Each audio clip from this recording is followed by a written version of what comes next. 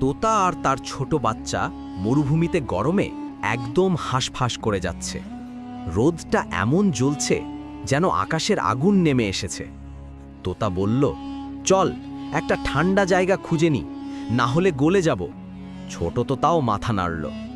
তারপর দুজন মিলে ঠিক করল একটা ঠান্ডা বরফের পুকুর বানাতে হবে। তাই তারা দূরের শহরে উড়ে গেল। শহরে গিয়ে অনেক অনেক বরফ কিনল, বড় বড় ব্লক, ছোট ছোট টুকরো, সবই। সেসব বরফ তারা মরুভূমিতে এনে জমিয়ে জমিয়ে একটি বড় ঠান্ডা বরফের পুকুর বানাতে শুরু করল। কিছুক্ষণের মধ্যেই চকচকে নীলচে বরফের এক দারুণ পুকুর তৈরি হয়ে গেল। তারপর তোতা আর তার বাচ্চা ঝপ করে সেই বরফের পুকুরে নেমে পড়ল। ঠান্ডা পানির ছোঁয়ায় তারা আরাম করে শ্বাস নিল। আহ, এ তো একেবারে স্বর্গ। তোতা হাসতে হাসতে বলল, আরে ভাই, আমাদের জন্য একটা লাইক আর সাবস্ক্রাইব তো করেই দে।